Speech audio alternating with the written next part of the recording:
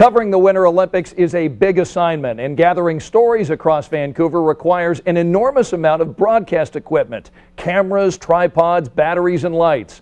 But during our trip in December to the Olympic host city, we figured if you've got a big story to tell, sometimes you have to think small.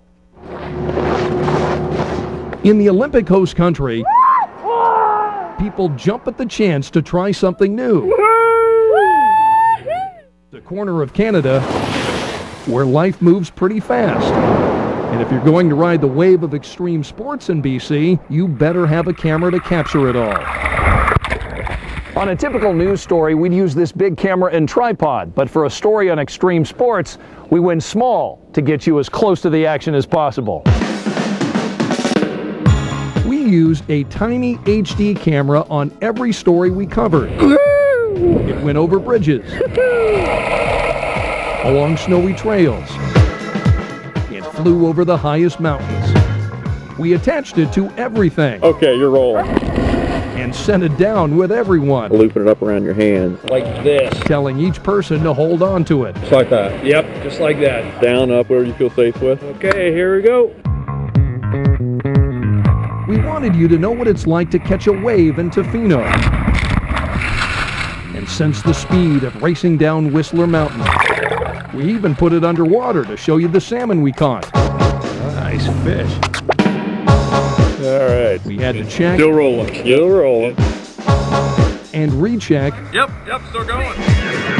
And even triple check to make sure the camera was always on. Okay. Most of the time, the camera captured amazing images. Woo! And memorable audio. Woo! Holy! We buried it in the snow for a dog sled story. We mounted the camera inside the cockpit of a seaplane as we flew over scenic Victoria. Attached it to the helmet of our guide on a snowmobile tour. And we put the camera inside a helicopter to capture the spectacular peaks near Whistler. Our mini-cam worked perfectly during our story on ziplining at Grouse Mountain. And things were going along swimmingly during our surfing story on the coast of Vancouver Island. That is, until our camera wiped out. It was lost forever. Good thing we brought along a spare. Gave it to an enthusiastic ski instructor. Marius enjoyed hamming it up. Whole Indiana will see that. Showing the scenery and demonstrating what it's like to conquer Whistler. Is that still on? But perhaps the best use of our littlest camera was our story on bungee jumping. 3, 1. While bigger cameras captured wide shots of the jumpers, the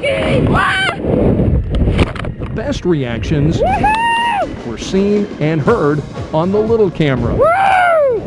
Sometimes, to catch the big moments, you have to think small. As long as that light's blinking, you're on. Just be sure. This is still on, I think. It has to be blinking. Yeah, I'll make sure it is. I mean, really make sure. Still flashing. Good, that means it's still on. That small camera is rolling. You are officially going.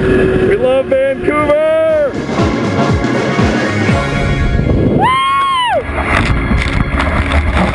That was crazy.